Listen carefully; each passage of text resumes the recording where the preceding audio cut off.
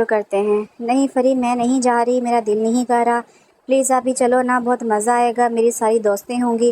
पिछले आधे घंटे से नूर फरी को समझा रही थी कि इसको इसकी दोस्त की बर्थडे में नहीं जाना है, इसलिए तो कह रही हूँ कि मैं वहाँ किसी को नहीं जानती तो जाकर क्या करूँगी। मगर फरी भी अपने नाम की एक ही थी, वो भी मना कर रहती अगर कोई और होता, क्योंकि मुकाबिल भी इसकी बड़ी बहन थी, इसलिए ना चाहते हुए भी इसे नूर की बात माननी पड़ी। अच्छा ठीक है, अपना ख्याल रखना, खुदा हाफिज़। फराज आलम शाह की 3 बेटियां। सबसे बड़ी बेटी शाज़मा जो अपने शोहर और बच्चों के साथ अमेरिका में रहाइश पजीर थी, इनके 3 बच्चे। बड़ा बेटा एहतशाम हैदर शाह जो बिज़नेस की दुनिया में मशहूर बिज़नेस टाइकून के नाम से जाना जाता था। छोटा बेटा शारफ जो यूनिवर्सिटी के तीसरे साल में था, और फिर सबसे छोटी बेटी हिना जो अभी कॉलेज के पहले साल में थी।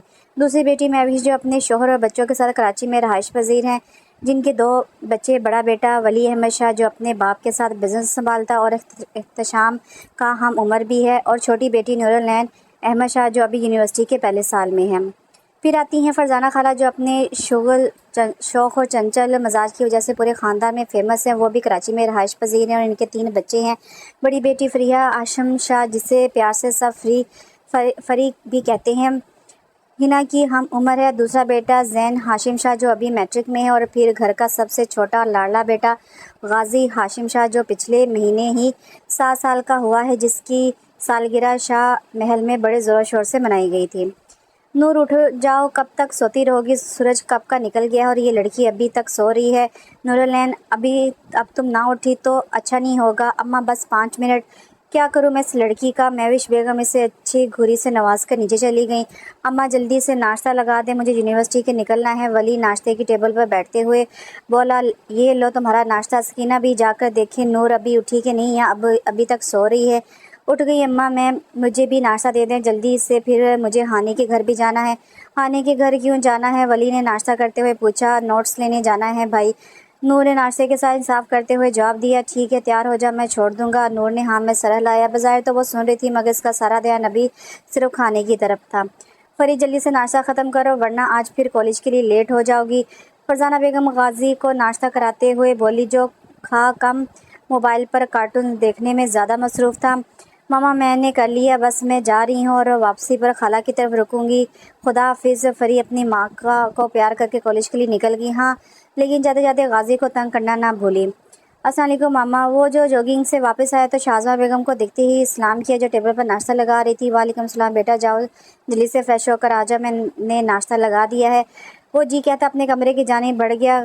गैर मुल्क में रहते हुए भी शाज़मा बेगम ने अपने दोनों बच्चों की तरबियत में कोई कसर ना छोड़ी थी। बड़ों का अदब एहतराम सब सिखाया उन्होंने। एहतशाम काफ़ी संजीदा मिजाज का मालिक था, इसे ज़रूरत से ज़्यादा बोलने की आदत नहीं थी, जबकि हिना और शारफ दोनों ही शरारती मिजाज के थे। मामा हम पाकिस्तान कब जाएंगे आखिर, मुझे फरी और नूर आपी से मिलने का बहुत दिल कर रहा है। हिना ने रोज़ वाला सवाल आज भी धराया, क्योंकि कल ही इसकी नूर और फरी से बात हुई थी, जिसकी वजह से इसे इनकी कुछ ज़्यादा ही याद आ रही थी। हाँ हैदर, मैं भी आपसे ही बात करना चाह रही थी। बाबा बहुत ज़्यादा याद कर रहे हैं, और फरजाना और महविश भी बहुत बोल रही थी आने का। शाहजहां बेगम ने अपने शोहर से कहा, आंखों में उम्मीद लिए कि अब वो अपने काम का बहाना करके मना ना कर दें, जबकि हैदर साहब ने मुस्कुराते हुए अपने बेटे को इशारा करके कुछ बोलने का कहा। मामा फ़िक्र क्यों करती हैं, मैंने पहले ही सब कुछ करके रखा है, और पाकिस्तान ने एक बहुत अच्छी डील फाइनल की है मैंने, जिसकी वजह से अब हम हमेशा के लिए पाकिस्तान जा रहे हैं। सच में भैया, आप सच कह रहे हैं ना, हम वाकई हमेशा के लिए पाकिस्तान जा रहे हैं। हिना का तो मानो जैसे खुशी का कोई ठिकाना ही नहीं था। मैं अभी फरी और नूर आपी को फ़ोन करके बताती हूँ। अरे मेरी माँ रुक जा, इन्हें सरप्राइज़ देंगे ना पागल। शारफ ने अपनी बहन की अक्ल पर मातम करते हुए से रोका कि कहीं वो इनका सरप्राइज़ ख़राब ही ना कर दे, और हिना से कोई बैद नहीं, वो ऐसा कर भी सकती थी। भाई मैं पागल नहीं हूँ, हिना ने बुरा सा मुंह बनाते हुए इसे बताना ज़रूरी समझा। हाँ हाँ, तुम पागल थोड़ी हो, तुम तो पागलों की सरदारनी हो भाई। हिना ने मासूमियत की इंतहा करते हुए इख्तिशाम की तरफ देखा, क्योंकि इसे पता था कि कोई इसका साथ दे या ना दे, इसका बड़ा भाई हमेशा इसका साथ देगा। शारफ बस करो, मेरी गुड़िया को ज़्यादा तंग मत करो। और शारफ हमेशा की तरह अपने बड़े भाई की बात मान जाता। ओके मामा, मैं ऑफिस जा रहा हूँ, आप पैकिंग कर लिएगा, कल सुबह की फ़्लाइट है। वो इन्हें हदायत देता बाहर की जानिब बढ़ गया। कॉलेज के बाद फरीद सीधा अपनी खाला के घर आ गई थी और आज इसका इरादा यहीं रुकने का था। रात फरजाना बेगम अपनी बहन के घर आ गई थी, तभी शाज़मा की भी कॉल आ गई। इसका आने का सुनकर तो महविश और फरजाना जैसे फूले नहीं समा रही थी, लेकिन शाज़मा ने बच्चों को बताने से मना किया था कि वो इन्हें सरप्राइज़ देना चाहते हैं और इन्हें ये भी कहा कि वो लोग शाह महल ही आएंगे तो सभी वहीं आ जाए। शाज़मा और फरजाना को तो सुबह तक का इंतज़ार भी बहुत लंबा लग रहा था। 10 साल बाद इनकी बहन वापस आ रही थी तो ज़ाहिर खुशी तो होनी थी। मामा मेरी रेड वाली हुडी नहीं मिल रही, शारफ ने तकरीबन चीखते हुए अपनी माँ को आवाज़ लगाई, जैसे आज अगर इसकी चीज़ें ना मिली तो शायद क़यामत ही ना आ जाए। शाहजहां बेगम जब शारफ के कमरे में गई तो कमरे का हाल देखकर तो इनके 14 तबक रोशन हो गए। या मेरे खुदाया, ये कमरे का क्या हाल बना के रखा है तुमने शारफ? हम पाकिस्तान जा रहे हैं, मैदान जंग पर नहीं। शाहजहां बेगम को अच्छा खासा गुस्सा आ रहा था अपने बच्चे पर, जो अभी थोड़ी देर पहले ही कमरा साफ़ करके गई थी, तो फिर गुस्सा आने का जवाब बनता ही था। मम्मा अब ऐसी भी कोई बात नहीं है और अपने मासूम बच्चे पर इतना गुस्सा करना सेहत के लिए सही नहीं है। शाहरुख बिना कोई असर लिए अपनी माँ के गाल पर पैर करके भाग गया, क्योंकि इसे पता था कि अगर रुक जाता तो इसकी माँ सही से फैंटी लगाती इसकी। अभी वो कमरा साफ करवा के नीचे ही उतरी थी कि सामने शाम को खड़े देखा तो इसके पास जल्द ही मम्मा पैकिंग होगी ना सारी, 4 बजे की फ़्लाइट है, हमें थोड़ी देर में निकलना है, आप तैयार हो जाएं और शारफ और हिना को भी बोल दें। ठीक है, मैं बोल देती हूँ इन्हें, तुम भी तैयार हो जाओ। जाकर मैं तुम्हारे बाबा को देख लूँ ज़रा, मैंने इनसे कुछ चीज़ें मंगवानी थी, वो लाए या नहीं। एहतशाम अपनी माँ के अंदाज पर मुस्कुरा दिए, जो बजाय तो गुस्सा दिखा रही थी मगर लहजे में मोहब्बत साफ जाहिर हो रही थी। वो लोग इस वक्त जना एयरपोर्ट पर थे। 10 साल बाद अपने वतन वापस आकर एक अलग ही खुशी हो रही थी। शाज़मा बेगम ने किसी को भी एयरपोर्ट लेने आने से साफ मना कर दिया था। इनका कहना था कि वो सबको सरप्राइज़ देना चाहती हैं। फरजाना और महविश के अलावा घर में किसी को भी इनकी आमद की खबर नहीं थी, बस उन्होंने एड्रेस सेंड कर दिया था। महविश और फरजाना शाम में ही अपने अपने शोहरों के साथ शाह महल में आ गई थी। बच्चे चूंकि कॉलेज यूनिवर्सिटी गए हुए थे इसलिए वो साथ ना आ सके। महविश और फरजाना जो कब से अपनी बहन के इंतजार में हलकान होते हुई जा रही थी, बेल बजते दरवाजे की तरफ लपकी। 10 साल बाद अपनी बहन को गले लगाकर तीनों की आंखों में आंसू आ गए। फराज आलम शाह को तो अपनी बड़ी बेटी को देखकर खुशगवार हैरत हुई और बेटी भी अपने बाप से मिलकर बेहद खुश हुई। पीछे खड़े एहतशाम, शारफ और हिना को देखकर उन्होंने यकीन ही नहीं आ रहा था कि अपने नवासे नवासी को देखकर कि ये वही 10 साल पहले वाले छोटे बच्चे हैं, जो अब छोटे तो बिल्कुल नहीं थे। लॉन्च में बैठे सब चाय से लुत्फ़अंदोज़ होते हुए बातों में मसरूफ़ थे। थोड़ी देर पहले वली भी ऑफिस से आ गया था और सामने अपनी बड़ी खाला को देखकर से भी खुशगवार हैरत हुई। मर्द हजरात की तो सियासत की बातें जारी थी, जिन्हें सुनकर शारफ के कान पक गए थे, जबकि फराज साहब अपनी नवासी के साथ न जाने कौन सी बातें करने में मसरूफ़ थे और फरजाना, महविश और शाज़मा तो अपनी अपनी बातों में मसरूफ़ थी। आनी फरी और नूरा भी कब आएंगी? हिना जो कब से फरी और का इंतज़ार कर रही थी, फरजाना खाला से आखिर पूछ बैठी। हाँ भाई, इतनी देर होगी, बच्चियाँ अभी तक नहीं आई, कहाँ हैं ये दोनों? वैसे शाहज़हां बेगम ने भी फिक्रमंद लहजे में पूछा। आज नूर की यूनिवर्सिटी में कोई फंक्शन था तो वो फरी को भी साथ ले गई है। थोड़ी देर पहले मैंने फरी को फ़ोन किया था तो वो कह रही थी कि बस निकल रहे हैं, अब तक तो पहुँचने वाली होंगी। फरजाना बेगम ने तफसील से बताया ताकि वह परेशान ना हो। अभी वो सब बातों में मसरूफ़ थे कि तभी घर की बिजली भी चली गई। बाहर खड़ी नूर और फरिया बेल बजाती रही, मगर लाइट जाने की वजह से बेल भी बंद हो गई। या अल्लाह, पाकिस्तान का बिजली का कुछ नहीं हो सकता। फरजाना बेगम बिजली वालों को अच्छी खासी सलवतें सुनाते हुए बोली, अरे मगर ये क्या, बाहर तो लाइट आ रही है, शायद हमारे घर की बिजली गई है। महविश बेगम बाहर साथी जगमगाती रोशनी को देखकर बोली, आप लोग बैठे, मैं चेक करता हूँ। वली कहते हुए उठा, मैं भी चलता हूँ साथ। एहतशाम भी वली के साथ जाने लगा। जब शारफ बोला, भाई मैं भी आता हूँ आप लोगों के साथ, हम लाइट चेक करने जा रहे हैं। शारफ पिकनिक मनाने नहीं। जहाँ एहतशाम की बात पर सब हंसने लगे, वहीं शारफ अपनी बेइज्जती होने पर मुंह बनाकर वापस सोफे पर बैठ गया। यहाँ तो सब ठीक ही लग रहा है, शायद मेन स्विच में मसला है, तुम रुको मैं देकर आता हूँ, अगर लाइट आए तो मुझे बताना। वली एहतशाम को बोलकर मेन स्विच की तरफ बढ़ गया। जब इसे अपने पीछे से किसी लड़की की आवाज़ सुनाई दी, शायद वो यहीं आ रही थी। दरवाज़ा क्यों नहीं खो रहा कोई? क्या सब कान में हैंडफ्री लगा के बैठे हैं? आप ही बस कर दो, बेल को बजाकर तुमने इसका गला दबा दिया है। चलो पीछे वाले दरवाजे से चलते हैं। वो दोनों पिछले आधे घंटे से दरवाजे पर खड़े डोरबेल बजा रहे थे। लाइट जाने की वजह से डोरबेल भी बंद हो गई थी, जिसकी वजह से किसी को भी आवाज़ ना आई। हद है, मतलब अपने ही घर में चोरों की तरह घुसना पड़ रहा है। नूर चिढ़कर बोली, जब इसे अपने और फरी के अलावा किसी और की भी मौजूदगी का एहसास हुआ। एहतशाम अभी वली का इंतजार कर रहा था। जब नूर की बात सुनकर इसकी हंसी छूट गई। अंधेरे की वजह से नूर से ना देख सके, जबकि तशाम इसके मुकाबले खड़ा इसका चेहरा साफ देख सकता था। इसकी नज़र जब नूर पर पड़ी तो इसे ऐसा लगा जैसे आसमान से कोई परी उतरी हो। साफ रंगत, नाभी होंठ, बुरी आंखें, चेहरे पर बेहद मासूमियत लिए वो छोटी सी लड़की तशाम हैदर के दिल को हिला गई। बिलाशुबा वो बहुत खूबसूरत थी, मगर इसकी मासूमियत तशाम को बहुत कुछ सोचने पर मजबूर करेगी। नूर जो जब किसी की मौजूदगी का एहसास हुआ तो उसने आओ देखा ना ताओ देखा, नीचे बड़ा डंडा उठाकर तशाम को मारने पहुंच गई और चोर चोर कहकर चलाने लगी। तभी वली ने लाइट ऑन कर दी और खुद नूर की तरफ बढ़ा, जबकि तशाम अपनी जान बचाकर अंदर भाग गया। क्या हुआ नूर, कहाँ है चोर? वली नूर की तरफ आया तो फिक्रमंदी से पूछने लगा, भाई अभी तो यही था, पता नहीं कहाँ चला गया। नूर ने मासूमियत भरे अंदाज में बोला, बूढ़े यहाँ कोई नहीं है, चलो अंदर।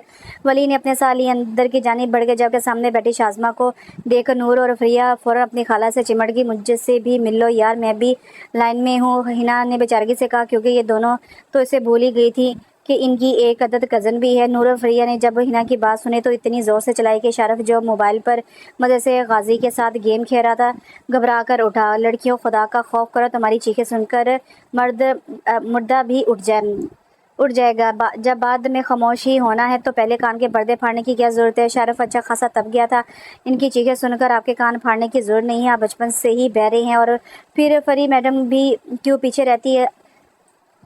एहतरामन ही सही, अपनी बेइज्जती का बदला भी तो लेना था। दोनों की नोक झोंक पर सब घर वाले हंस दिए। खाने से फारिग होकर सब दोबारा लाउंज में आकर बैठ गई। जब शाज़मा बेगम ने महविश और फरजाना से रुकने की जिद की, फरी और हिना तो कब से मौके की तलाश में थी, तो बस अपनी खाला की हाँ में हाँ मिलाने लगी, जिस पर इन्हें हामी भरनी पड़ी। अब सोने का साहब ये था कि शाज़मा, महविश और फरजाना तीनों अपने अपने शोहरों के साथ अपने कमरे में सोने जा चुकी थी, जबकि फरी, हिना और नूर तीनों एक कमरे तो शाह महल में बहुत थे। चूँकि इनका इरादा रात मूवी देखने को का था तो एक ही कमरे में सोने का इरादा कर लिया। गाजी, जैन और शारफ भी एक ही कमरे में, ये भी इनकी अपनी मर्जी थी, जो कि वली तशाम ने अलग अलग कमरे में सोना ज़्यादा बेहतर समझा। अभी वो तीनों मूवी देख रही थी कि अचानक ही ड्रोना सीन आ गया। वो तीनों इतनी ज़ोर से चीखी कि शाहरुख की बात सच हो जाती। इनकी चीखें सुनकर वाकई कोई मुर्दा भी उठ जाता। इन्होंने डर के मारे लैपटॉप ही बंद कर दिए, कहीं वो भूत स्क्रीन से बाहर निकल कर ही ना आ जाए। बस यार, मुझसे नहीं देखी जाएगी अब वो मूवी, हिना ने डरते हुए कहा। यार लेकिन हमने अभी आधी मूवी भी नहीं देखी, आप ही मूवी से ज़्यादा मुझे मेरा मासूम दिल प्यारा है, जो भी बहुत ज़ोर से धड़क रहा है इस ट्रेलर को देखने के बाद। परी जो पहले तो बहुत बहादुरी दिखा रही थी, अब लिहाफ के अंदर छुपकर बैठ गई। ड्रामेबाज नूर फरी और हिना को देखकर बोली, जो भीगी बिल्ली बनी बैठी हुई थी। थोड़ी देर हुई थी जब हिना बोली, नूर आपी मुझे प्यास लग रही है, पानी ला दे, मुझे डर लग रहा है। अच्छा मैं लाती हूँ। नूर जैसे खुद भी डर लग रहा था, मगर बड़ी बहन होने के नाते से बहादुरी दिखानी थी। वो हिना को कहकर नीचे किचन की जानी बढ़ गई। इतने अंधेरे में तो इसकी सही से हवा निकल गई थी। इनका घर सुनसान इलाके में था, जहाँ रात के 11 बजे ही कुत्तों के भौंकने की आवाज़ें आने लगती थी। अभी तो रात का 1 बज रहा था तो कुत्तों की आवाज़ें बिल्कुल साफ सुनाई दे रही थी। वो आयत कुर्सी पढ़ते हुए किचन की जानी बढ़ी, फिर से बोतल निकाल कर अभी वो पलटी थी कि किसी सख्त चीज़ से टकरा कर पीछे होगी, फिर से बोतल निकाल कर अभी वो पलटी थी कि किसी सख्त चीज़ से टकरा कर पीछे होगी। हाय अल्लाह, मेरा सर, ये दीवार बीच में कहाँ से आ गई? तशाम जो पानी पीने किचन में आया था, इसके मुंह से खुद को दीवार सुनकर अच्छा खासा बदमज़ा हुआ। मैं तुम्हें कहाँ से दीवार नज़र आ रहा हूँ? तशाम ने बहुत ही आराम से पूछा, जबकि नूर किसी इंसान की आवाज़ सुनते ही चीखती, लेकिन इससे पहले ही तशाम ने से मुँह पर अपना हाथ रख चुका था। मुझे देखकर चीखने क्यों लगती हो तुम? हाथ हटा रहा हूँ, चीखना मत। तशाम ने अपना हाथ हटाया और किचन का नाइट बल्ब ऑन कर दिया। आप कौन है? नूर अपने सामने खड़े शख्स से पूछ रही थी, जैसे शायद वो शाज़मा से मिलने के वक्त इग्नोर कर चुकी थी। तुम्हें क्या लगता है मैं कौन हूँ? तशाम ने इसका जवाब देने की वजह से सवाल किया, और इसका जवाब सुनकर तो मानो इसका दिल चाहा कि अपना सर दीवार में माँ ले गलती कर दी इसने। इससे पूछ कर तशाम भाई, पहली मुलाकात में इसने इसे भाई बना दिया था। वो बिना कुछ बोले वापस अपने कमरे में आ गए, जबकि नूर वहाँ खड़े ये सोचकर परेशान हो रही थी कि कहीं इसने गलत नाम तो नहीं ले लिया जो वो वापस ऐसे ही चला गया। खैर मुझे क्या कहती, अपने कमरे की जाने बढ़ गई।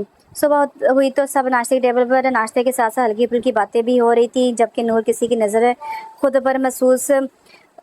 पर महसूस करती थी, और जब इधर उधर देखा तो सब अपनी बातों में मसरूफ थे। वो वहम समझ कर जाने दिए, जबकि तशाम इससे अभी भी घूर रहा था। रात का बदला भी तो लेना था जो इसने भाई कहने का फ़र्ज़ अदा किया था। नाश्ते के बाद सब खवातीन का शॉपिंग पर जाने का प्रोग्राम था, जिसके लिए शारफ दिलो जान से हाजिर था।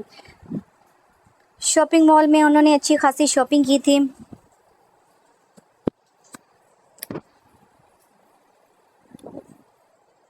शॉपिंग मॉल में उन्होंने अच्छी खासी शॉपिंग की थी, लेकिन अब भी पूरा माल घूमे जा रही थी।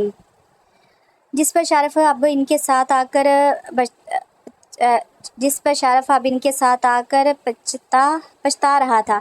इसके मुताबिक वो इतना बोर ज़िंदगी में कभी नहीं हुआ और फिर तंग आकर अपनी माँ से पूछने लगा, मम्मा आप लोगों का पूरा शॉपिंग मॉल ख़रीदने का इरादा है क्या? क्योंकि आता तो आप लोग ख़रीद ही चुके हैं और वो फरी ही क्या जो खामोश रह ले। इसने सवाल का जवाब देना अपना फ़र्ज़ समझा। आपको फ़िक्र करने की ज़रूरत नहीं है, शारफ भाई आपकी जेब से 1 रुपया भी खर्च नहीं कर रहे।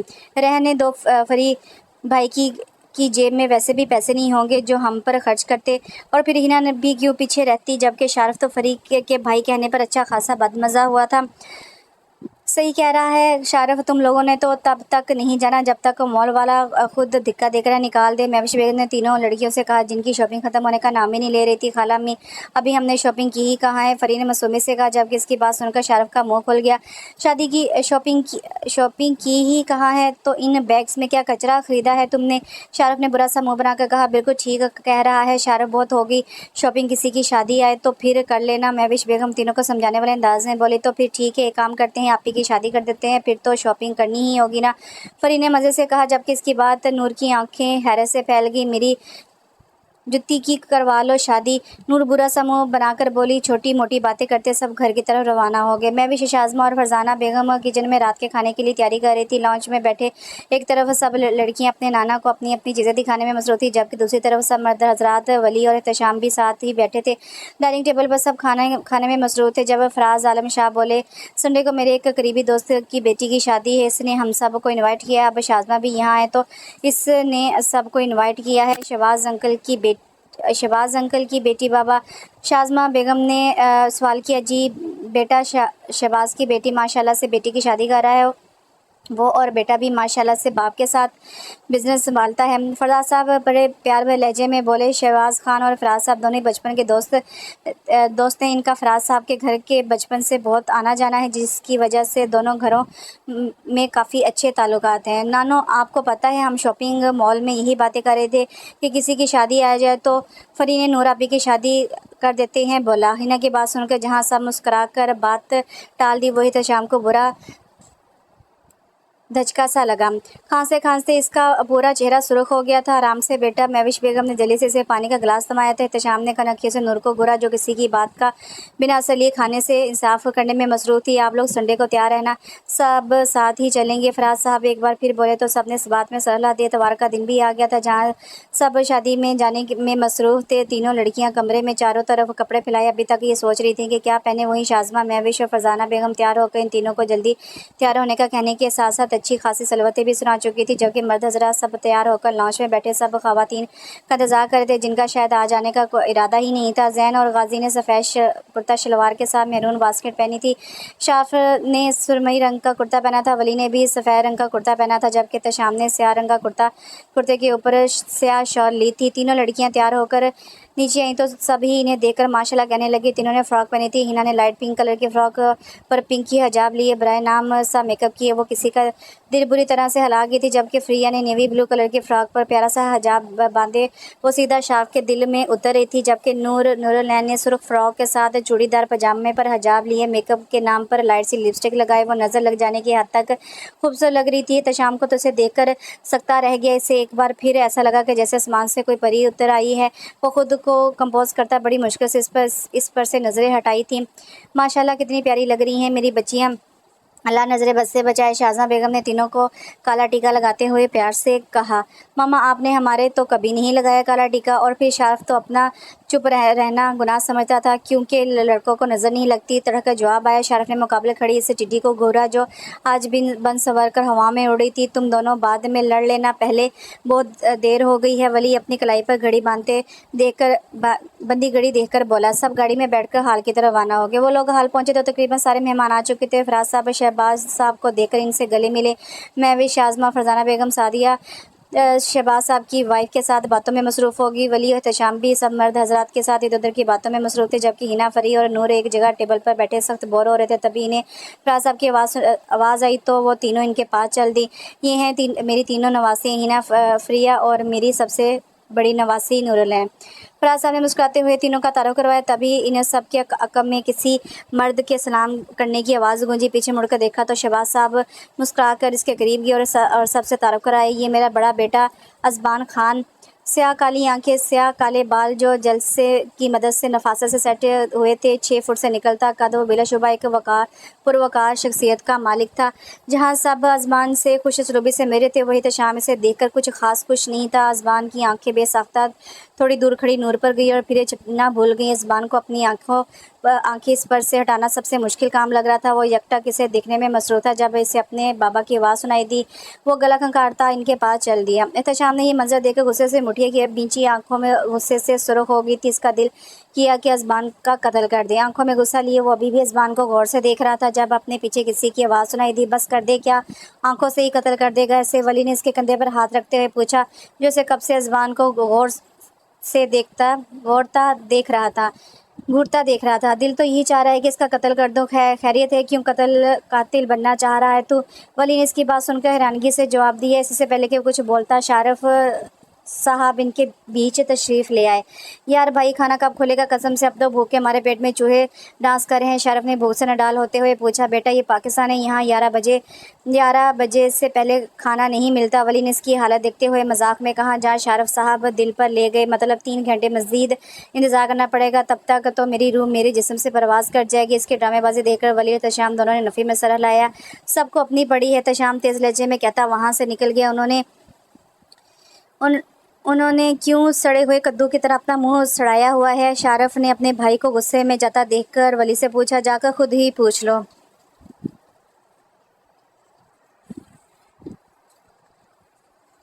माफ़ कर दे, मुझे अपना हैंडसम सा चेहरा बिगड़वाने का कोई शौक़ नहीं है। शारफ अपने दोनों गालों पर हाथ रखते हुए बोला। वो लोग खाना खाने के बाद सबको खुदाफिज कहकर घर की जानिब चल दिए। सब लोग अपने अपने घरों की तरफ रवाना हो गए। तशाम ने भी करीब में ही घर ले लिया था। इनका भी अब सीधा अपने घर जाने का इरादा था। हाल से ही अपने अपने घरों की तरफ रवाना हो गई। इन्हें पाकिस्तान आए 1 महीना हो गया था। ज़िंदगी अपने मामूल पर वापस आ गई थी। सब अपने अपने कामों में फिर से मसरूफ़ हो गए थे। जबकि तशाम साहब मोहब्बत की पहली सीढ़ी चढ़ चुके थे और अब दुश्मन जहाँ का दीदार शिद्दत से याद आ रहा था। हिना ने भी फ्रिया के कॉलेज में इसी की क्लास में एडमिशन ले लिया था, इसलिए दोनों एक साथ आती जाती। शारफ ने भी यूनिवर्सिटी में एडमिशन ले लिया था। हफ्ते का दिन था। सब लोग एक बार फिर शाम महल में मौजूद थे। छुट्टी की वजह से सब यहाँ आ गए थे। जबकि नूर की यूनिवर्सिटी में एग्जीबिशन था, जिसकी वजह से वो लेट आने वाली थी। मैं भी नूर को कॉल करके पूछो कब तक आएगी। लॉन्च में सबके साथ बैठी शाहजहां बेगम बोली, आपा मैंने थोड़ी देर पहले कॉल की थी तो वो यूनिवर्सिटी में ही थी, मैं करती हूँ दोबारा। महविश बेगम बोलकर कॉल मिलाने लगी। जबकि दूसरी तरफ शाम पर शांत सा बैठा था। शाम के 6 बज रहे थे और वो अब तक नहीं आई थी। यूनिवर्सिटी से निकलते नूर अपना मोबाइल की आवाज़ पर बैग से मोबाइल निकालने लगी। अपनी माँ की कॉल देकर फ़ौरन कॉल उठाई। कहीं ऐसा ना हो कि मोबाइल से निकल कर ही मारना ना शुरू कर दें।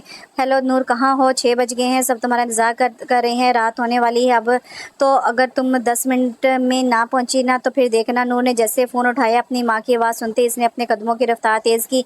अम्मा फ़िक्र ना करें, मैं बस 10 मिनट में पहुँच रही हूँ। अपनी माँ को मुतमिन करती तेज़ चलने लगी। यूनिवर्सिटी से घर का रास्ता वॉकिंग डिस्टेंस पर था, तो आना जाना वो अकेली ही करती थी। वो भी आधे ही रास्ते पर पहुंची थी कि जब इसे अपने पीछे किसी की कदमों की चाप सुनाई दी। 2-3 दिन से वो ऐसा ही महसूस हो रहा था जैसे इसका कोई पीछा कर रहा, मगर अपने वहम पर छोड़ दिया, इसलिए घर में भी किसी को कुछ नहीं बताया। आज भी इससे ऐसा ही महसूस हुआ। इसने रुककर देखा तो पीछे से कदमों की चाप भी आना बंद होगी। वो आयत कुर्सी पढ़ती तेज़ी तेज़ी चलने लगी।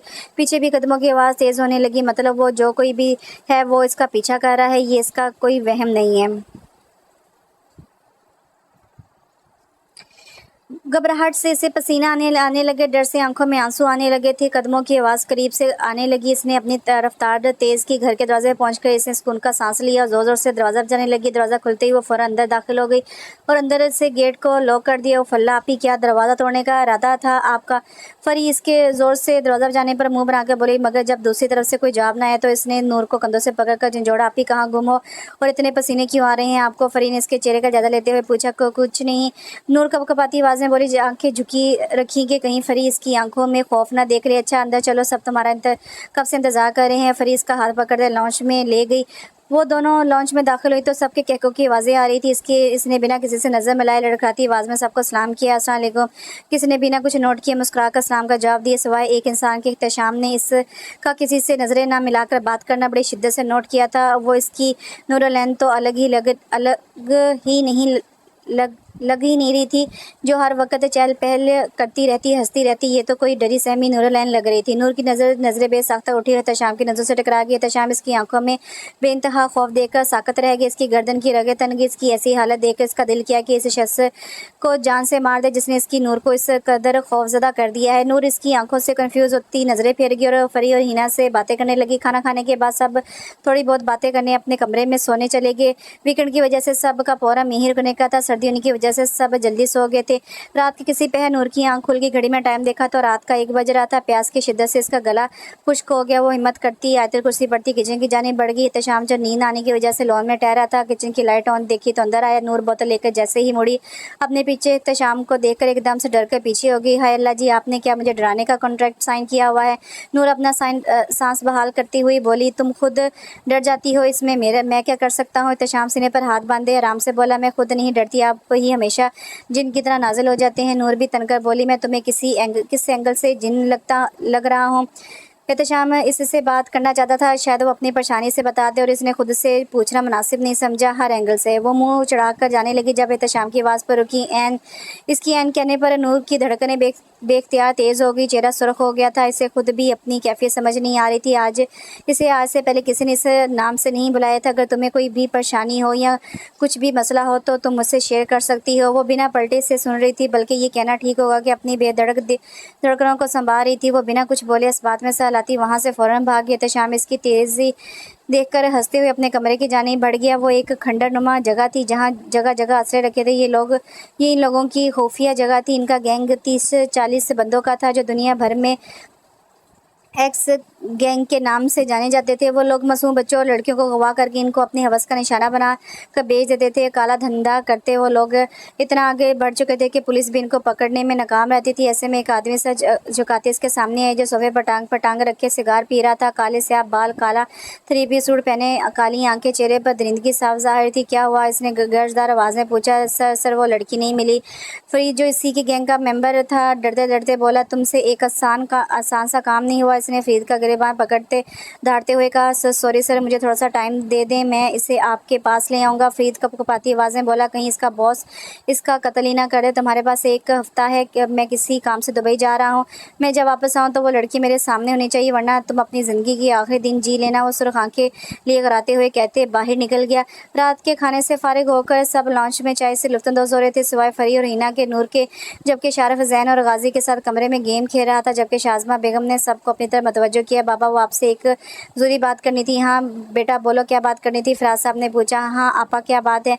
फरजाना और महविश बेगम ने भी पूछा। वो मेरी दोस्त है ना शर्मीन, इसकी कॉल आई थी, इसने अपने बेटे शाहजैन के लिए हिना का रिश्ता मांगा है। इससे बात सुनकर किसी के चेहरों पर बहुत खुशी झलक रही थी तो कोई बिल्कुल मुरझा गया था। महविश बेगम, जो हिना को अपनी बहू बनाना चाहती थी, थोड़ी उदास थी, लेकिन अपनी भांजी के लिए खुश भी थी। फराज साहब अपनी बेटी की बात सुनकर सोच में पड़ गए। उन्होंने तो हमेशा से हिना को वली के लिए सोचा था। घर की बच्ची घर में ही रहेगी और फिर दोनों बच्चे इन्हें दिलो जान से अजीज थे, मगर वो अपना फैसला किसी पर मुसलत नहीं करना चाहते थे। वली, जिसके चेहरे पर ज़ाहिर तो नॉर्मल तासुरात थे, लेकिन अपनी खाला की बात सुनकर इसे ऐसा लगा जैसे किसी ने जिस्म से रूह निकाल दी हो।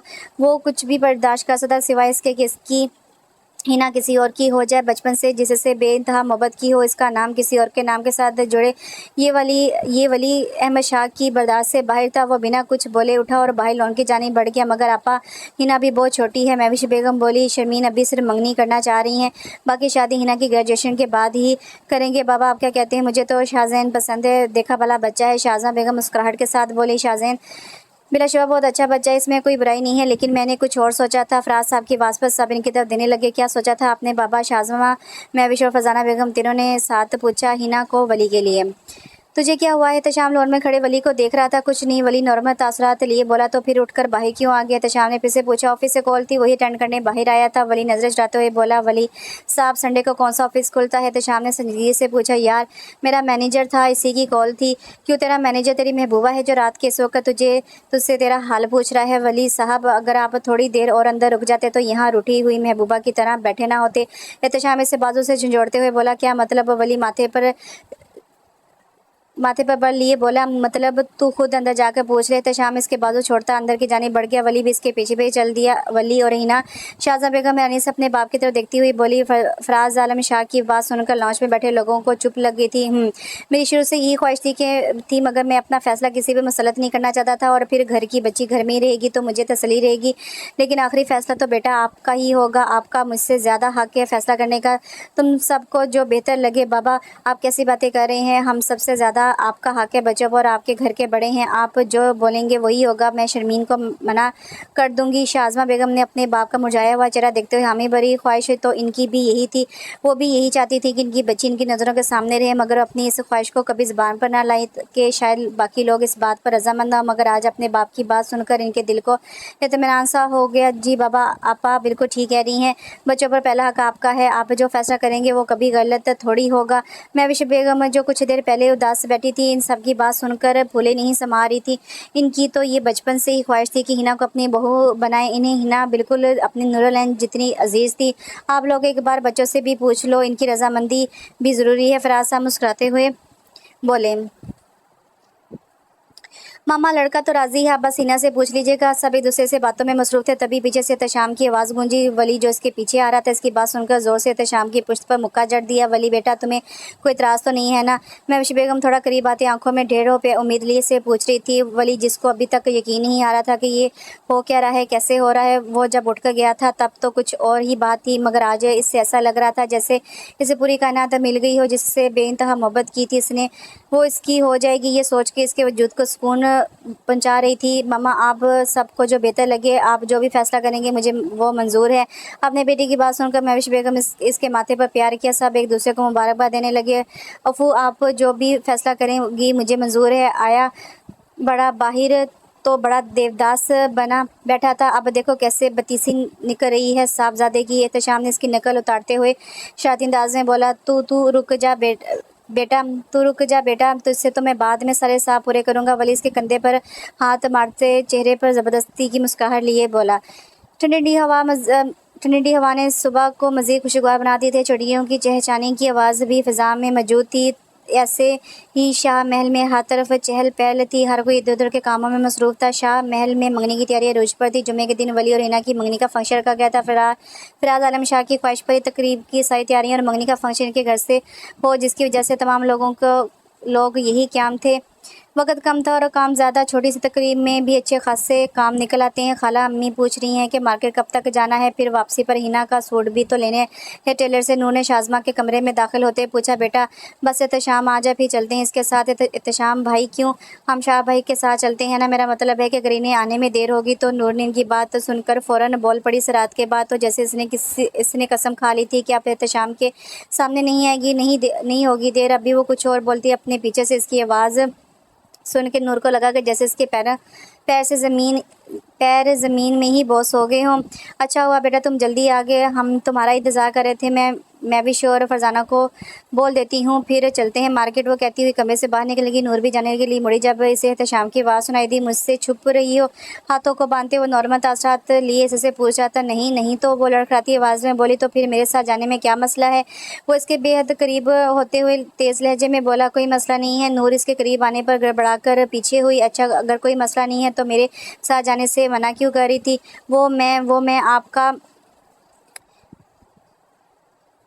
मैं आपका पेट्रोल बचाना चाहती थी। हाँ, इसकी बेतुकी बात पे तो शाम का भी सख्ता कहका गूंजा था, तुम्हें मेरे पेट्रोल की फिक्र करने की जरूरत नहीं, और हाँ मुझे इससे दूर जाने का सोचना भी मत।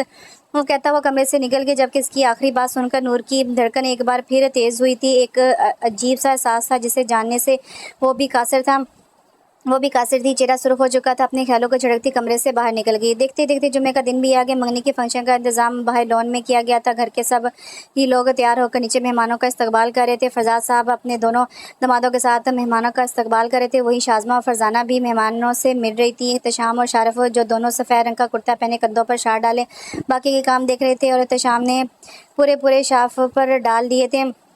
जबकि दूसरी तरफ वली जो सफ़ेद रंग का कुर्ता और ऊपर सफ़ेद ही वास्कट पहने अपनी दुल्हन का बेसब्री से इंतजार कर रहा था। महविश बेगम जो तकरीबन 5वीं मरतबा इन तीनों को बुलाने आई थी, जिनकी तैयारी ख़त्म होने का नाम ही नहीं ले रही थी। हिना को नूर और फ़रिया ने ही तैयार किया था। फ़री के मुताबिक इससे अच्छा मेकअप आर्टिस्ट कहाँ मिलेगा। बस कर दो लड़कियों, नीचे सारे मेहमान आ गए और तुम लोगों की तैयारी ख़त्म नहीं हो रही। अभी ये हाल है तो शादी पर क्या होगा। वो अभी बोल ही रही थी जब हिना जो पलट कर खड़ी थी, अपना रुख इनकी तरफ किया तो महविश बेगम एकदम खामोश हो गई। माशाल्लाह कितनी प्यारी लग रही है मेरी बेटी, किसी की नजर न लगे मेरी बच्ची को, अल्लाह तुम्हें हमेशा खुश रखे।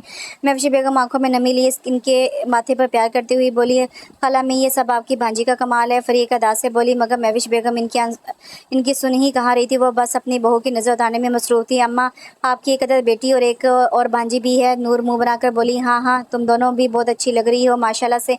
महविश बेगम ने दोनों को प्यार करते हुए कहा, अच्छा चलो अब जल्दी नीचे सब इंतजार करें। वो कहती इन तीनों को लेकर नीचे जल्दी। एक आदमी सोफे पर बैठा सिगरेट सुलगा रहा था, आंखों को बंद किए सर पीछे सोफे की तरफ गिराए थे। तभी अपने साथी की आवाज़ पर सीधा होते बैठा, फरीद इस लड़की का क्या करना है सर? कल शाम की फ़्लाइट से वापस आ रहे हैं और अगर इन्हें वो लड़की नहीं मिली तो वो हम दोनों को जान से मार देंगे। वो इसके साथ बैठता परेशानी से बोला, मुझे पता है क्या करना है, हम आज रात इसे किडनैप कर लेंगे। अब मेरा प्लान गौर से सुनो और कोई गड़बड़ नहीं होनी चाहिए। चेहरे पर शातन मुस्कुरा ली वो अपना सारा प्लान समझाने लगा। हिना नूर और फरी के सालोन में दाखिल हुई तो सबकी नजरें इन तीनों पर मरकोज थी। वो तीनों ही लग ही इतनी प्यारी रही थी। वली तो हिना को यकटक देखने में मसरूफ था, जो लाइट ब्लू कलर की मैक्सी पहने बेहद हसीन लग रही थी। फरी जो बेबी पिंक कलर की मैक्सी पहने हम रंग का हिजाब लिए वो सीधा शाहरुख के दिल में उतर रही थी, जबकि नूर जो सफ़ेद रंग की मैक्सी पहने लाइट सा मेकअप किए पिंक हिजाब लिए बहुत सी नज़रों को अपनी तरफ मरकोज कर चुकी थी, जाने बगैर कि किसी का दिल इसे देखकर धड़कना भूल गया था। एहतशाम जो किसी काम से बाहर जाने के लिए पलटा था, उसे देखकर अपनी जगह साकत रह गई। इसे नूर पर से नज़र हटाना दुनिया का सबसे मुश्किल तरीन काम लग रहा था। वो सफ़ेद रंग पहने कोई परी लग रही थी, जिसे वो सारी दुनिया से छुपाकर खुद में समेटना चाहता था। हिना को वली के साथ लाकर बैठाया गया, मंगनी की रस्म भी अदा हुई तो सब खाने में मसरूफ़ हो गए। फरी, नूर और इनकी कुछ दोस्तें सब ही टेबल पर बैठे थे जब नूर इनसे एक्सक्यूज़ करती उठी और अंदर घर की जानी बढ़ गई। शाम से ही इसका दिल घबरा रहा था, ऐसा लग रहा था जैसे कुछ होने वाला हो। वो गेस्ट रूम में दाखिल हुई थी कि किचन से कुछ गिरने की आवाज़ आई। वो आवाज़ सुनते किचन की जानी बढ़ी। किचन की लाइट ऑन करने के लिए अभी बटन खोला ही था कि घर की बिजली चली गई। अंधेरे में इसे घबराहट होने लगी थी, चेहरे पर बेतहाशा पसीने थे। वो बाहर की जाने मुड़ी थी कि अपने पीछे किसी की मौजूदगी का एहसास हुआ। वो मदद के लिए किसी को बुलाती, इससे पहले किसी ने इसके मुँह पर हाथ रख दिया। वो इससे अपना आवाज़ छुड़ाने की कोशिश करने लगी, मगर हर कोशिश नाकाम हुई थी। आंखों से आंसू रवा थे, बस दिल में एक ही दुआ थी कि अल्लाह मियाँ प्लीज़ मुझे बचा लें, मेरी इज़्ज़त की हिफाजत करना मेरे अल्लाह। आंखों में आंसू के लिए वो एक ही दुआ कर रही थी। इसे अपनी गिरफ्त ढीली पड़ती हुई महसूस हुई। इसने पीछे मुड़कर देखा तो शख्स जो इसे जकड़े हुए था अब ज़मीन पर औंधे मुंह पड़ा था। इसने अपने दाएं खड़े इस शख्स को देखा जिसने इसकी जान बचाई थी। वो एक फरिश्ता ही तो था इसके लिए, जिसने आज इसकी इज़्ज़त पामाल होने से बचाई थी, और वो कोई और नहीं अज़बान खान था। इससे पहले कि वो अज़बान से कुछ कहती हुई अपने होश गंवा बैठी थी। इसकी आँख खुली तो अपने सामने सारे घर वालों को देखा। बराबर में बैठी अपनी माँ को देखकर एक बार फिर आंखों में आंसू आ गए। वो बेड से टेक लगाती उठ के बैठ गई। नूर, तुम किचन में बेहोश कैसे हो गई थी? तुम्हारी तबीयत तो ठीक है ना बेटा? इसके दाएं जानिब बैठी शाज़मा ने इसका सर सुलाते हुए पूछा तो इसने एक नज़र दरवाजे की जानिब खड़े अज़बान को देखा जो उससे ही देख रहा था। दोनों की नज़रें टकराई। नूर ने बेसाता नज़रें झुका ली, लड़खड़ाती आवाज़ें बोली, वो मेरा बीपी लो हो गया था, सुबह से कुछ खाया नहीं था ना, इसलिए चक्कर आ गया। अपना आंसू जब्त करते हुए नज़रें झुकाकर बोली, तुमने तो हमें परेशान ही कर दिया था। महविश बेगम ने इसे गले लगाते फ़िक्रमंदी में बोली, सॉरी अम्मा। नूर भीगी आवाज़ में बोली, नूर तुम आराम करो, मैं तुम्हारे लिए कुछ खाने को भिजवाती हूँ। शाहजहां बेगम बोली और कमरे से बाहर निकल गई।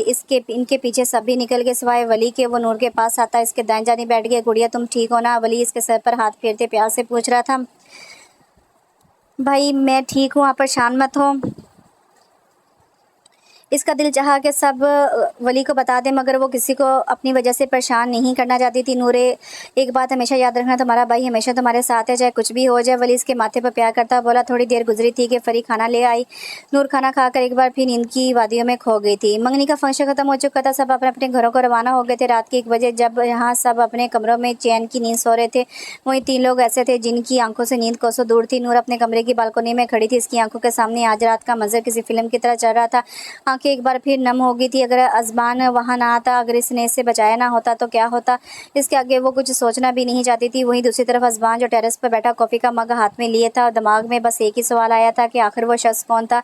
कॉफ़ी का मग हाथ में पकड़े वो गहरी सोच में था जब इसका मोबाइल बजा। से नंबर देखते ही फ़ौरन फ़ोन उठाया, मोबाइल कहाँ से लगाते हुए सीढ़ियाँ उतरने लगा और अपने कमरे की जानिब बढ़ गया। जबकि एहतशाम जो घर के लॉन में ठहरा था, दिमाग में बस शाज़मा की कई बात घूम रही थी। जब नूर वाला वाक़या हुआ तो इसे किसी काम से बाहर जाना पड़ा, जिसकी वजह से घर में क्या हुआ इसे कुछ नहीं पता था। मगर जब घर वापस आया तो शाज़मा ने इसे सारी बात बताई, मगर इसे नूर की बात का बिल्कुल यकीन नहीं हो रहा था।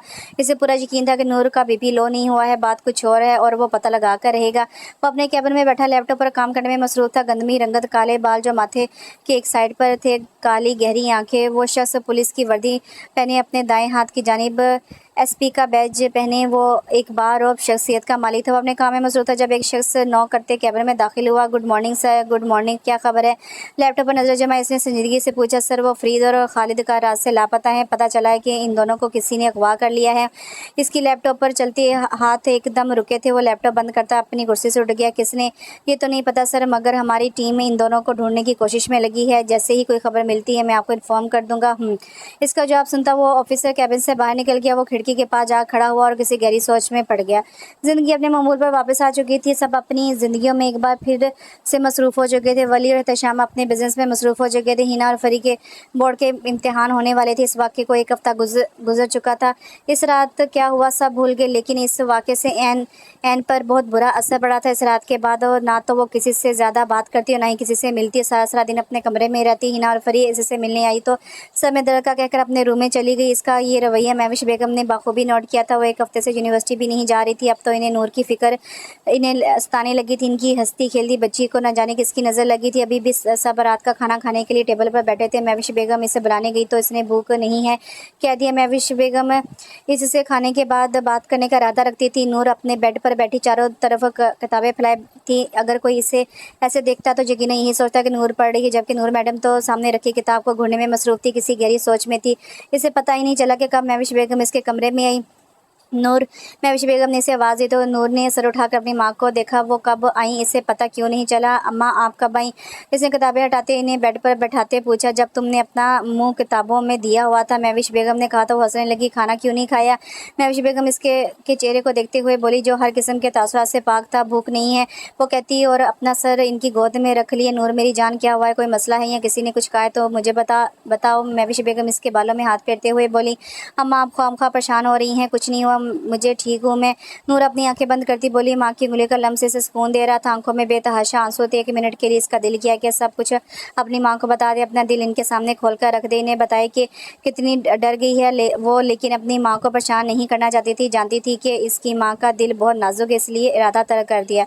जानती हूँ नूर, अगर इंसान के दिल में कोई ऐसी बात हो जो इसे तकलीफ़ देती हो तो इससे दूसरों के साथ शेयर कर लेना चाहिए। इससे इसका दिल हल्का हो जाता है। और अगर कोई बेटी किसी तकलीफ़ से गुजरी हो और वो किसी को अपने दिल का हाल नहीं बताती ना, लेकिन एक माँ ही होती है जिससे सब पता चल जाता है इसकी औलाद को क्या दुख है, वो किस तकलीफ़ में है। पता है नूर, इंसान के चाहे लाख दोस्त ही क्यों ना हो, लेकिन कभी ऐसी तकलीफ़ मिलती है जो वो अपने इन लाखों दोस्तों के साथ भी शेयर नहीं करता, क्योंकि इससे शायद ऐसा लगता है कि वो इस पर हंसेंगे, इसका मजाक बनाएंगे। बहुत कम ऐसे दोस्त होते हैं जो आपका हर अच्छे बुरे वक्त में साथ देते हैं, लेकिन कभी कभार किस्मत ऐसा रुख भी दिखाती है जहां वो दोस्त भी आपका साथ छोड़ देते हैं। लेकिन एक माँ बाप ही होते हैं जो अपनी औलाद के लिए हमेशा खड़े रहते हैं, हर अच्छे बुरे वक्त में आपके साथ होते हैं।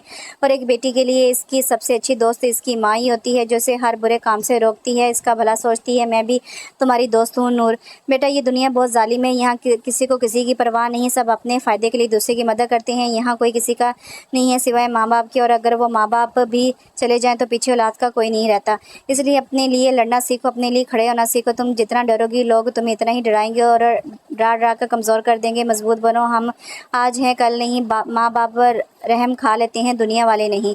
नूर इनकी बात बहुत गौर से सुन रही थी। इनकी एक एक बात से फिर से वही मंजर इसकी आंखों के सामने आ गया था। महविश बेगम बोलते जा रही थी और नूर की आंखों में आंसू उभरते जा रहे थे। महविश बेगम चुप हुई तो नूर उठकर बैठ गई और किसी छोटे बच्चे की तरह अपनी माँ के सीने से लग गई। अम्मा, मैं अब बिल्कुल ठीक हूँ, आप प्लीज़ ये मरने मराने की बातें मत करें, और सॉरी मैंने आपको इतना परेशान कर दिया। नूर अपनी माँ के सीने से लगी भीगी आवाज़ में बोली, अच्छा बस छोड़ो इन सब बातों को, चलो खाना खाते हैं। महविश बेगम इसे अपने से अलग करती, इसका हाथ पकड़ती नीचे चल दी। टॉर्चर रूम में 2 शख्स कुर्सी से बंधे हुए थे, जिनमें से एक फरीद था और दूसरा इसका साथी। इन्हें देखकर ये मालूम होता था कि इन दोनों किसी ने बुरी तरह मारा हो। चेहरे पर छोटे छोटे ब्लेड से कटे निशान थे, जिसकी वजह से इनका चेहरा पहचानना नामुमकिन था। दरवाज़ा खुला तो एक शख्स शहाना चाल चलते इनके करीब आया। वो दोनों तो इसे देखकर ही कांपने लगे। पर प्लीज़ हमें छोड़ दें, हमने क्या बिगाड़ा है तुम्हारा। दोनों इसके सामने गड़गड़ा रहे थे, मगर इस जालिम को कहाँ परवाह थी इतनी आसानी से कैसे। जो गलती की इसकी सज़ा तो मिलेगी ना, और सज़ा सिर्फ एक ही है, सज़ाए मौत। वो इनके करीब आते आंखों में तैश लिए कराते हुए बोला, तुम जानते नहीं हो हमारा बॉस कौन है। वो तो तुम्हें जिंदा नहीं छोड़ेगा। इसकी बात सुन इस शख्स का कमरे में कहका गूंजा था, तुम्हें क्या लगता है अगर मुझे तुम्हारे बॉस से डर लगता तो तुम दोनों मेरे पास होते। तुम दोनों बस इसके पालतू कुत्ते, और तुम्हें मेरी नहीं अपने इस बुज़दिल बॉस की फिक्र करनी चाहिए, क्योंकि तुम्हारे बाद इसी का नंबर है। मगर इससे पहले इसके लिए एक छोटा सा सरप्राइज़ है, वो कहता और इसने एक ही झटके में दोनों के सर धड़ से अलग कर दिए। खून से इसकी वाइट शर्ट पर पूरी सुर्ख हो चुकी थी। पीछे खड़ा आदमी ये देखकर कांपने लगा, इसके पसीने छूटने लगे थे। दोनों की लाश इनके चीते बॉस को भेज दो और इनसे कहना कि अपनी उल्टी गिनती गिनना शुरू कर दे। वो अपने खास आदमी से कहता रूम से बाहर निकल गया। बॉस अपने रूम में बैठा चाय से लुफ्तंदोज हो रहा था जब एक शख्स कमरे में दाखिल हुआ। बॉस, वो किसी ने आपके लिए तोहफा भेजा है। वो शख्स डरते डरते बोला। बॉस इसे हाथ से इशारा करता तो वो इस शख्स ने दोबारा बॉक्स इसके सामने लाकर रख दी। इसने जैसे ही बॉक्स खोला तो बॉस का एकदम खड़ा हो गया। वो हैरत से आंखें फैलाए दोनों बॉक्स की तरफ देख रहा था, जिसमें फरीद और इसके दूसरे आदमी का सर था। किसने किया ये? बॉस ने धड़ाते हुए पूछा। बॉस, वो शायद इस लड़की के भाई या किसी घर वाले ने। वो शख्स इस धार सुनकर कांपते हुए जल्दी से बोला, ओह, इसकी इतनी हिम्मत कि वो शम्स लगारी के बंदों का सर धड़ से अलग करे। गाड़ी निकालो, जो तोहफा इसने भिजवाया है सूद समेत वापस करना है। वो गुस्से से बोलता कमरे से बाहर निकल गया। महविश बेगम की बातों से इसे थोड़ी हिम्मत मिली थी। इसने फिर से यूनिवर्सिटी जाना शुरू कर दिया था। महविश बेगम भी नूर को देखकर अब खुश थी। इन्हें अपनी पुरानी वाली नूर जो मिल गई थी, मगर ये खुशी कुछ पल के लिए थी। ये कोई नहीं जानता था इन पर क्या तूफान आने वाला था। इसकी किसी को भी खबर ना थी। नूर यूनिवर्सिटी से वापस घर जा रही थी जब इसे अपने पीछे किसी की मौजूदगी का एहसास हुआ। इसने पीछे मुड़कर देखा तो कोई नहीं था। वो तेज कदम चलने लगी। एक बार फिर से खौफ की लहर इसके दिल में उठी और हाथ फिर बुरी तरह से कांप रहे थे। चेहरा पसीने में डूब चुका था। कदमों की आवाज़ जब करीब आने लगी तो एकदम भागने लगी और एक गलती हुई, मतलब इसने खुद ही अपने लिए गड्ढा खोद लिया था। वो एक सुनसान गली में मुड़ गई और फिर किसी का कोई नामो निशान तक नहीं था। शाम के 7 बज चुके थे, मगर नूर अब तक घर वापस नहीं आई थी। महविश बेगम को अब सही मायनों में इसकी फिक्र हो रही थी। वो कभी इतना लेट नहीं हुई। अगर कोई काम होता तो फ़ोन करके बता देती, मगर यहाँ तो मोबाइल ही स्विच ऑफ जा रहा था। ये लड़की एक बार घर आ जाए फिर बताऊंगी मैं इसे। महविश बेगम खुद को नॉर्मल कर रही थी। आंखें भीगने को तैयार थी। उन्होंने वली को कॉल करके बताया तो वो भी अलग परेशान हो गया। इसने यूनिवर्सिटी जाकर पूछा तो मालूम हुआ कि यूनिवर्सिटी तो 5 बजे ही बंद हो गई थी। घड़ी में वक्त देखा जो 7:30 बजे आ रही थी, मतलब नूर 2.5 घंटे से लापता है। इसकी दोस्त आने से पूछा तो उसने बताया कि नूर तो इससे पहले ही निकल गई थी। नूर का जहाँ होना इसे लगा। इसने वो सारी जगह छान मारी, मगर फिर भी कुछ पता ना चल सका। वो थक हार कर घर आया तो अपनी माँ की हालत देखकर इसकी भी आंखें नम हो गई। कौन कहता है मर्द रोता नहीं है, जब कोई अपना बिछड़ता है ना तो रोता है मर्द। गुड़िया कहाँ हो तुम? या अल्लाह मेरी बहन की हिफाजत करना। वली, तो शाम को कॉल करके बताओ वो ज़रूर मेरी नूरलैन को ढूंढ लाएगा। महविश बेगम ने रोते हुए बोली, अम्मी मैं करता हूँ इसे कॉल, आप प्लीज़ बैठे पानी पिए। वो इन्हें पानी पिलाता है। तो शाम को कॉल में आने लगा। कॉल उठाते ही इसने सब कुछ शाम को बताया। आधे घंटे का रास्ता इसने 10 मिनट में तय किया था। वो घर में दाखिल हुआ तो महविश बेगम इसके करीब आई। तशाम, मेरी बच्ची। महविश बेगम ये बोलते बेहोश हो गई थी। वली ने उठाते हुए इन्हें सोफे पर लाया। वली, तुम खाला के पास ही रुको, मैं इन्हें तुम्हारी ज़रूरत है। तशाम इससे कहता घर से बाहर निकल गया। नूर की आंखें खुली तो अपने आप को एक बंद कमरे में पाया। ऐसा लगता था वो कमरा काफ़ी अरसे से बंद हो। कमरे में गंदी बदबू थी जिसकी वजह से इसे सांस लेने में दुश्वारी हो रही थी। वो कमरे एक कोने में पड़ी थी। इसके साफ शफाफ चेहरे पर थप्पड़ों के निशान वाज़ेह थे। इसमें इतनी हिम्मत भी नहीं थी कि दरवाजे तक भी जा सके। दरवाज़ा खुला तो बॉस कमरे में दाखिल हुआ। नूर के करीब आते इसने नूर को बालों से झगड़ा, कैसी हो मेरी जान, बहुत तड़पाया है तुमने। बॉस कमीनगी से बोला। आंखों में हवस और साफ जाहिर थी। कौन हो तुम? प्लीज़ मुझे जाने दो। नूर से दूर होती रोते हुए बोली, ना मेरी जान, अब तुम यहाँ से कभी नहीं जा सकती, तुम्हें यहीं रहना है अब मेरे पास। वो चेहरे पे मुस्कुराहट ली इसके पास आते बोला। नूर ने खौफ से आंखें बंद कर ली। इसका हाथ इसके दुपट्टे की तरफ था जब बाहर से गोली चलने की आवाज़ है। इसने नूर के हाथ पैर बांधे और कमरा लॉक करके बाहर निकल गया। बॉस बाहर आए तो ज़मीन पर दो इसके खास आदमी ऊंधे मुंह पड़े थे। इससे सामने खड़े शख्स को देखा और तंजिया मुस्कुराहट लिए बोला, देखो तो कौन आए हैं, खुद एसपी साहब हमारे इस गरीब खाने में तशरीफ़ लाए हैं, अपनी तैयारी पकड़ लो। शम्स लगा रही, ये रहा तुम्हारा अरेस्ट वारंट। मासूम बच्चों और लड़कियों को अगवा करके इन्हें बेचकर पैसा कमाने के जुर्म में मैं तुम्हें गिरफ्तार करने आया हूँ, तो बेहतर होगा कि तुम खुद सरेंडर कर दो और कोई होशियारी करने की ज़रूरत नहीं है। वो बोलकर चुप हुआ तो बॉस का कमरे में जानदार कहका गूंजा था, तुम्हें क्या लगता है एसपी, तुम्हारी इस फजूल सी धमकी से मैं डर जाऊंगा? हाँ, तेरी बकवास सुनने का मेरे पास टाइम नहीं है, खुद को पुलिस के हवाले कर दो और इस लड़की को भी जिसे तूने इस कमरे में बंद कर रखा है। वो सीने पर हाथ बांधे नॉर्मल अंदाज में बोला, लेकिन इसकी आखिरी बात पर बॉस की हंसी को एकदम ब्रेक लगा था। कौन सी लड़की? यहाँ कोई लड़की नहीं है। वो अपनी घबराहट छुपाते हुए अटकते हुए बोला, मुझे झूठ बोलने वालों से सख्त नफरत है और जो गलती तूने की है ना, इसकी सिर्फ एक ही सज़ा है, सज़ाए मौत। वो इससे करीब आते आंखों में तैश लिए बोला, बॉस इसके इस रूप को देखकर एकदम घबरा गया। क्या मतलब है तुम्हारा इस बात से? इस लड़की का तुमसे क्या लेना देना है? बॉस इसके खौफनाक रूप को देखकर जल्दी में अपना पता नहीं क्या बोल गया जल्दी में पता नहीं क्या बोल गया। अच्छा होता अगर मेरे यहाँ इसके बारे में थोड़ी छानबीन कर लेते तो पता चल जाता कि मेरी बीवी को अगवा करने का अंजाम क्या होगा। वो इसका गिरेबान पकड़ते कराते हुए बोला, क्या बीवी?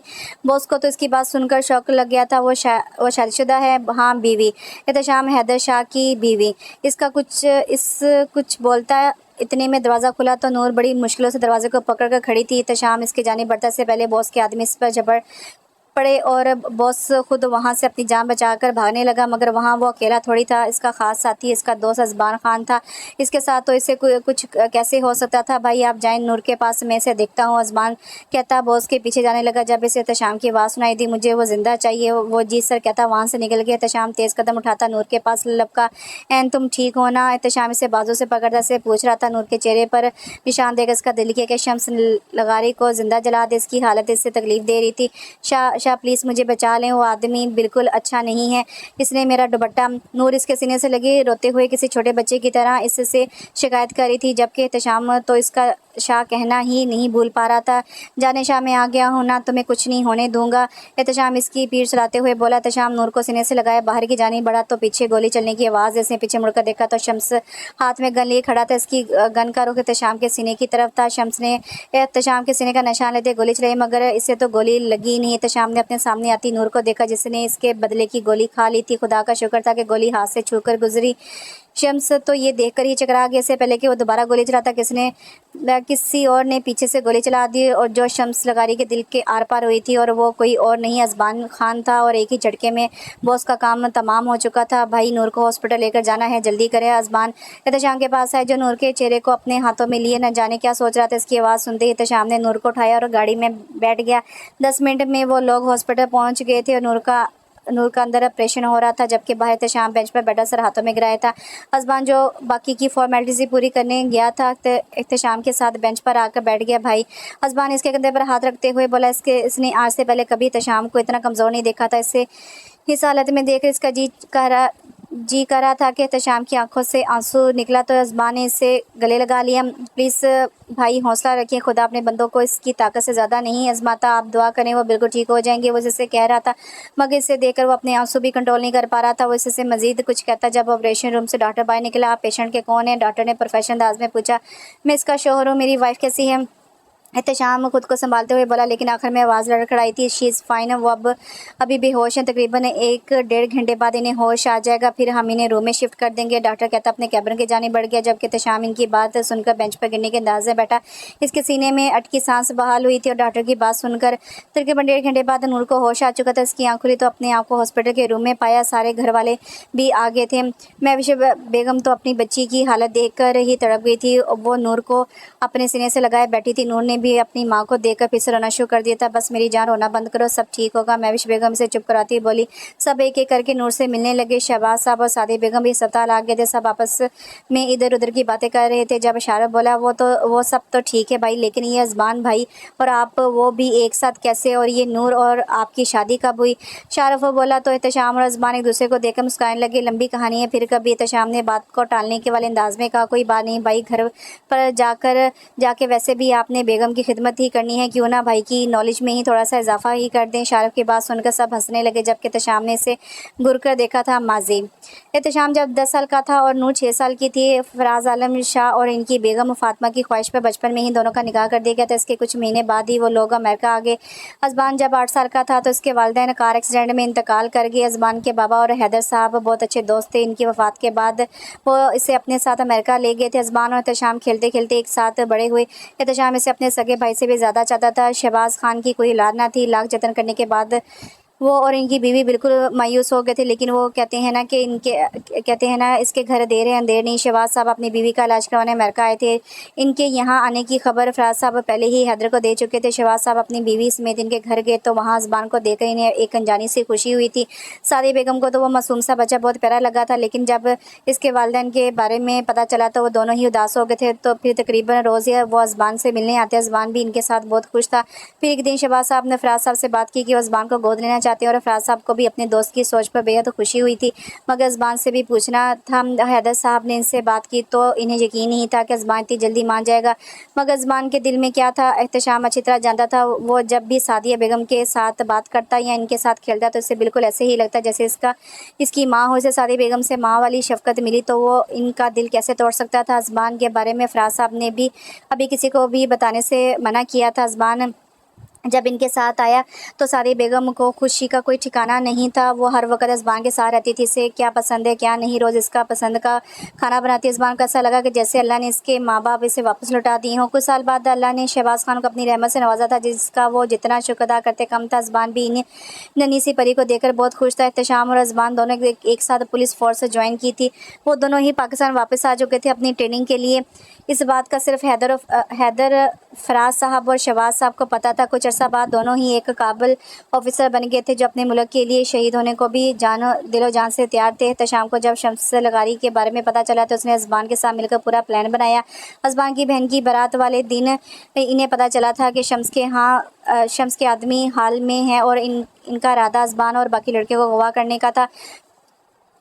नूर और बाकी लड़कियों को अगवा करने गया था। शम्स को अज़बान के बारे में पता चला तो उसने इसे किडनैप करने का कहा, क्योंकि अज़बान ने शम्स के काफ़ी काले धंधों पर पानी फेर दिया था और वो इसके ज़रिए एहतशाम से अपना काम निकलवाना चाहता था। और एहतशाम अपने छोटे भाई कहाँ किसी मुसीबत में देख सकता था। शादी वाले दिन भी एहतशाम जानबूझकर अज़बान से दूर था और इसका नूर की तरफ देखना, फिर एहतशाम का गुस्सा होना, सब इनका प्लान था। एहतशाम वाली से बात करके हाल की बैक साइड पर गया था जहाँ फरीद एक लड़की को बेहोश करके ले जा रहा था, मगर एहतशाम ने इसे बचा लिया और फ़ौरन वहाँ से निकल गया। एहतशाम ने मुँह पर मास्क पहना हुआ था जिसकी वजह से फरीद इसका चेहरा नहीं देख सका था। मंगनी की रात जब अज़बान टेरेस पर था तो उसे एहतशाम की ही कॉल आई थी। इसने एहतशाम को सब बताया तो इसका खून खोल गया और फरीद और इसके साथी का सर धड़ से अलग करने इन्हें सज़ा देने वाला एहतशाम ही था। एहतशाम खामोश हुआ तो फराज आलम शाह ने अज़बान और एहतशाम दोनों को गले लगा लिए। मुझे तुम दोनों पर फ़ख्र है। फराज आलम शाह और इन दोनों को देखकर बोले। एक मान था इनकी आवाज़ में। कुछ देर बाद डॉक्टर आए तो उन्होंने नूर को डिस्चार्ज कर दिया था। सब इस वक्त शाह महल में मौजूद थे। नूर को कमरे में ले गए थे। हॉस्पिटल में सब की मौजूदगी में इसे नूर से बात करने का मौका ही नहीं मिला था। एहतशाम जब कमरे में आया तो नूर उठने की नाकाम कोशिश कर रही थी। एन कुछ चाहिए तो मुझे बुला लेती, खुद को तकलीफ देने की ज़रूरत नहीं है, बताओ क्या चाहिए। वो नूर को कोशिश करता देखकर फ़ौरन उसके पास और इसे आराम से टेक लगा कर बैठाया। पानी। नूर बस इतना कह पाई। एहतशाम ने इसे पानी देता इसके बराबर में बैठ गया। ज़्यादा दर्द हो रहा है? एहतशाम ने इसके हाथ पर हाथ रख के पूछा। नहीं। नूर नज़रें झुकाए बोली। एहतशाम इसका जवाब सुनकर इसके चेहरे को देखने लगा। इसकी थोड़ी पकड़ कर चेहरा ऊपर किया तो एक आंसू टूट कर इसके गाल पर गिर गया। जज्ब हो गया, मुझसे नाराज़ हो? वो नूर के आंसू साफ करते हुए बोला। आपने आने में देर कर दी थी। अगर वो मेरे साथ कुछ इसके आगे वो कुछ बोलती है। एहतशाम ने अपनी शहादत की उंगली इसके होंठों पर रख दी। मेरे होते हुए कोई तुम्हें कुछ नहीं कर सकता। एन नूर ने इसके अल्फाजों में शिद्दत महसूस की थी। इसने नूर की दोनों आंखों पर बारी बारी लब रख दी और अपना सर नूर के सर से जोड़े बैठा रहा। और यही वो लम्हा था जब नूर के दिल ने एक बीट मिस की थी। इस दिल में बुरी तरह धड़क रहा इसका दिल बुरी तरह धड़क रहा था। इसकी इतनी सी कुर्बत वो टमाटर की तरह लाल हो चुकी थी। एहतशाम। नूर अपने कामते हाथों से दूर करने की नाकाम कोशिश करने लगी। शाह, अब से तुम मुझे शाह बोलोगी, ओके? वो इसके सर से अपना सर टकाए बोला। शाह जी, शाह की जान। वो मोहब्बत से चूर लहजे में बोला था। एक बात पूछूं? नूर अपने दोनों हाथों हाथ इसके कंधे पर रख के बोली, पूछो। एहतशाम आंखें बंद की, अपना सर इसके कंधे पर रखे बोला, आप मुझसे मोहब्बत करते हैं? इसके सवाल पर एहतशाम एकदम सीधा होकर बैठ गया और हैरत से देखने लगा। इसे नूर से इस सवाल की बिल्कुल तवक्को नहीं थी। अपनी मुस्कुराहट छुपाते बोला, अचानक ये सवाल तुम्हारे दिमाग में कहाँ से आ गया? वो मैंने ड्रामों में देखा है कि जिसका बचपन में घर वाले ज़बरदस्ती निकाह कर देते हैं, वो अपनी बीवी को कबूल नहीं करता वरना और ना ही इससे मोहब्बत करता है। नूर ने मासूमी से कहा। एहतशाम तो इसकी बात सुनकर अशश कर उठा। और खुदाया, ये तुमसे किसने कहा मेरा ज़बरदस्ती निकाह हुआ है? और एक तो तुम ये फजूल के ड्रामे देखना बंद कर दो। जब हमारा निकाह हुआ था तब मैं 10 साल का था और मेरी रजामंदी से ही हुआ था। तो आप अपने इस छोटे से दिमाग से ये बात निकाल दो कि मेरे साथ किसी ने ज़बरदस्ती की थी या मैं तुम्हें अपनी बीवी तस्लीम नहीं करता। और मोहब्बत तो बहुत छोटा लफ्ज़ है। एहतशाम हैदर शाह तुमसे इश्क करता है और अब तुम्हारे बिना ज़िंदगी गुजारने का तसव्वुर भी नहीं कर सकता। एंड तो मेरी रूह में बस चुकी हो, तुम मेरा सुकून हो। तुमसे दूर जाने का ख्याल ही मुझे अंदर से बेजान कर देता है। प्लीज़ मुझसे कभी दूर मत जाना। इसके इज़हार में जुनूनियत थी जो न जाने क्यों पर नूर को अच्छी लगी थी। इसने कभी सोचा भी नहीं था कि कोई इससे इतनी मोहब्बत करेगा। वो वाकई बहुत खुशनसीब थी। इसे एहतशाम जैसा हमसफ़र मिला था। एहतशाम ने अपनी होकर इसे एक छोटी सी डिब्बी निकाली और इसके सामने रखी। इसने डिब्बी से एक खूबसूरत से हीरे की अंगूठी निकाली और नूर को पहनाई। शाह, ये बहुत खूबसूरत है। नूर अंगूठी पर हाथ फेरते हुए बोली, है तो, लेकिन मेरी एन से कम। एहतशाम शरारत से बोला। नूर इसकी बात पर एक बार फिर से सुर्ख हुई थी। Thank you. उसने एहतशाम का दिल से शुक्रिया अदा किया था। आई लव यू एन। इसकी बात सुनकर नूर के कान की लू तक सुर्ख हो चुकी थी। वो मुस्कुराती अपना मुंह एहतशाम के सीने में छुपा के, एहतशाम का इसकी हरकत पर कमरे में कहका गूंजा था। इसकी छोटी सी बीवी इतने से इजहार पर शर्मा गई थी। इसने नूर को मज़ीद अपने सीने में बींच लिया। ऐसे ही दोनों की शाम एक दूसरे की बाहों में कटी थी। वही दूसरी तरफ शाह महल में फिर से खुशियाँ बिखर गई थी। अगर अपनों का साथ हो तो इंसान ज़िंदगी की हर जंग जीत सकता है। और ज़रूरी तो नहीं जिससे आपका खून का रिश्ता नहीं वो आपका भाई नहीं हो सकता। रिश्ते तो दिल से बनते हैं और वो कहते हैं ना कि ताल्लुक़ रूह का होता है तो दिल नहीं भरा करते। तो ये नावल ख़त्म हो गया। कैसा लगा आपको ये नावल? अच्छा था, एक शॉर्ट नावल था लेकिन अच्छी स्टोरी थी। राइटर ने इसको लिखने में काफ़ी मेहनत की थी क्योंकि ये राइटर का पहला नावल था और पहली कोशिश जो होती है वो हमेशा राइटर जो है वो अपनी मर्ज़ी अपनी तरफ से पूरी कोशिश करती है कि नावल को अच्छे से अच्छे तरीके से बयान कर सके। तो ये भी नावल अच्छा था। अगर मज़ीद थोड़ा सा आगे लिखते हैं तो और भी अच्छा होना था। उम्मीद करती हूँ आपको भी पसंद आया होगा। इंशाल्लाह एक नए नावल के साथ बहुत जल्द हाज़िर होती हूँ। तब तक के लिए दुआ में याद रखें। अल्लाह हाफ़िज़।